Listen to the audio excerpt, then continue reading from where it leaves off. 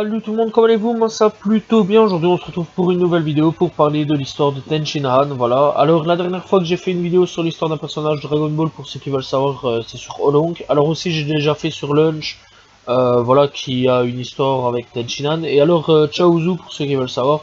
Voilà, tout simplement. Bref, et j'ai fait aussi à peu près toute la famille de Vegeta, voilà, passant du père aux enfants. Bref, donc c'est parti. Donc Ten Shin Han est un combattant triclope apparaissant dans Dragon Ball lors du 22e Tekkenchi Butokai. Avant d'occuper une place moindre dans Dragon Ball Z, voilà, où il rejoindra tout simplement la team de Goku. Et il est considéré comme le premier rival sérieux de Son Goku, mais il se fera rapidement surpasser par l'arrivée de démons, enfin du démon Piccolo, et son rôle diminuera. Cependant, il ne cessera de s'entraîner et venir en aide à Goku, bref, tous ses potes tout simplement. Et il fait partie des personnages principaux de Dragon Ball, je vais dire, voilà, il a récupéré une place un peu centrale ces derniers temps. Voilà. Alors au niveau des caractéristiques et personnalités, Ten Shin Han est un puissant guerrier, un maître des arts martiaux et l'un des êtres humains les plus surpuissants de la planète. En raison de son éducation sévère, Ten Shin Han tout simplement est initialement froid et inflige des souffrances aux plus faibles. Cependant, Maître Muten Roshi et Son Goku parviennent à lui tout simplement faire comprendre la folie des enseignements de son maître et devient un allié de confiance par la suite. Pendant une bonne partie de sa vie adulte, il se bat aux côtés des héros lors des principales menaces. Souvent courageusement, Ten Shin Han engage des combats contre des ennemis beaucoup plus puissants que lui-même. On note que l'auteur fait pratiquer le puissant Kiko une fois dans chacun des batailles tout simplement. Bien qu'inférieur aux puissantes menaces, cette seule technique permet à cet utilisateur de surprendre ses adversaires, ainsi même celle qui sembla invincible fut pris au piège malgré le caractère suicidaire de cette technique, tout simplement. Mais en dehors des batailles, il évolue de manière indépendante, loin des autres personnages principaux. Il passe la plupart de son temps seul avec Chaozu, donc son pote de départ dans Dragon Ball Z tout simplement, et Dragon Ball GT. Il s'entraîne généralement près d'une cascade avec son meilleur ami. Voilà, tout simplement, encore une fois Chaozu.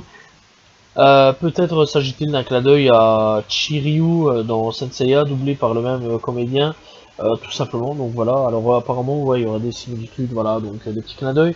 Au niveau du personnage, bref, vers la fin du manga, on ignore vraiment quel est le potentiel réel de Ten Shin Han par rapport aux autres. Il est finalement un des rares héros à continuer de s'entraîner avec Son Goku, Piccolo et Vegeta.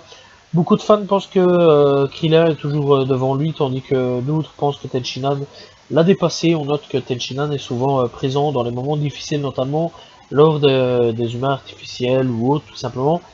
Le dernier film en date, la résurrection de F, tout simplement, donc de Freezer, a intégré Ten Shin Han dans l'équipe principale de Goku. Cela pourrait être tout simplement, enfin, cela était tout simplement un signe sur le fait qu'il revienne tout simplement un peu plus. Et donc après tout ça, il reviendra aussi dans l'arc de survie de l'univers aux côtés de Goku. Voilà, où il se battra, où il se fera d'ailleurs un très très bon, enfin où il fera plusieurs merveilleux combats, voilà, rien d'autre à dire. C'était un très bon, enfin les combats qu'il a fait, c'était de très bons combats.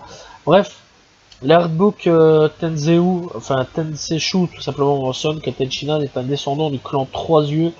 L'un des bouclets des DVD de Funimation révèle l'information suivante.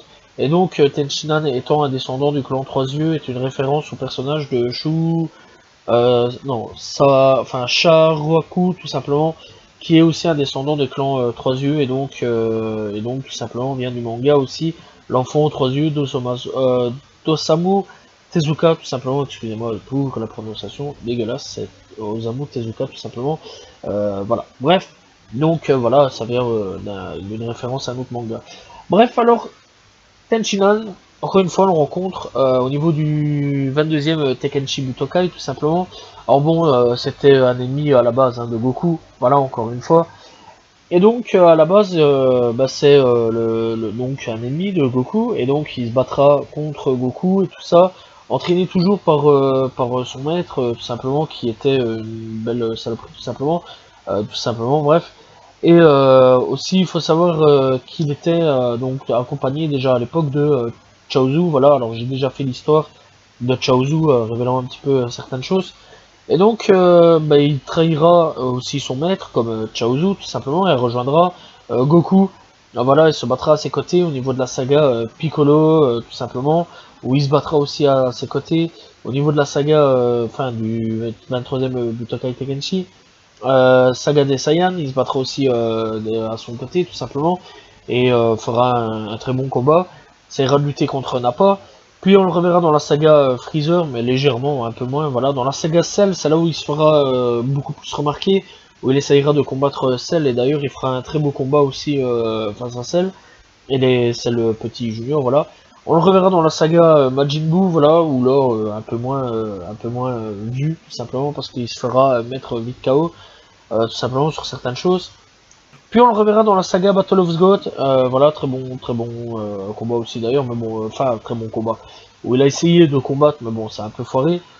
Alors, donc à partir de la saga Cell, il n'y a plus vraiment d'exploits en fait chez lui, jusqu'à la saga Résurrection de Freezer, où là, on le revoit à nouveau se rebattre, et il se rebat fantastique, assez bien, tout simplement.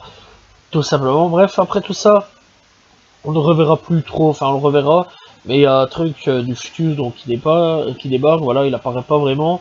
Il y a la saga survie de l'univers, c'est dans la saga de survie de l'univers qui là refera un super bon départ, voilà, tout simplement, enfin un super bon retour avec un combat super bien foutu, voilà, tout simplement.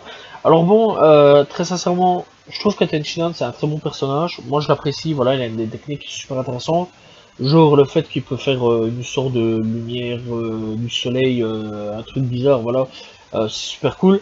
Le fait qu'il ait un troisième œil, apparemment, ça, enfin, ça l'avantage, tout ça sur certains trucs, techniques de combat. Il peut multiplier ses bras, il peut faire différentes techniques super intéressantes.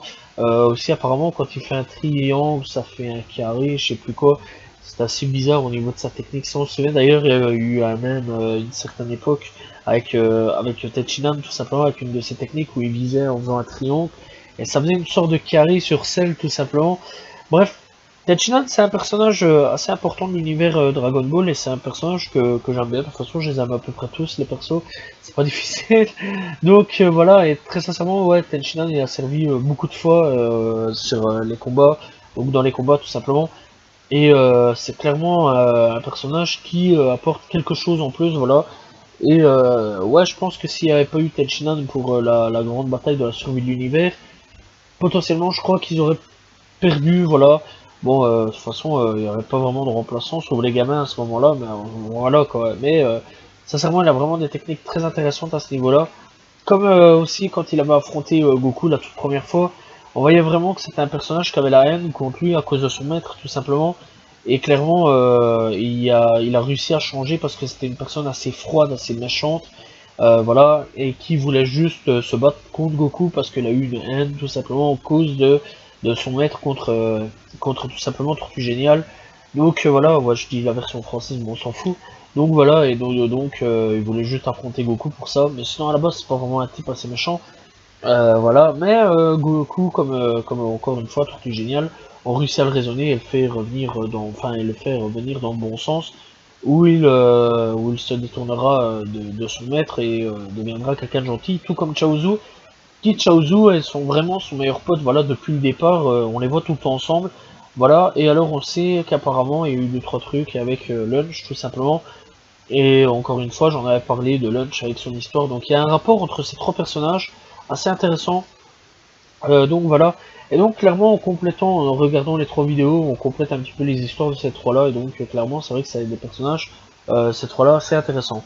Voilà, j'espère que vous avez apprécié son histoire de Tenshinhan, voilà, n'hésitez pas à aller vous abonner, liker, commenter, partager, je réponds toujours aux commentaires, voilà, ça n'a pas été plus approfondi parce que j'avais déjà approfondi au niveau de Chaozu et de Lunch.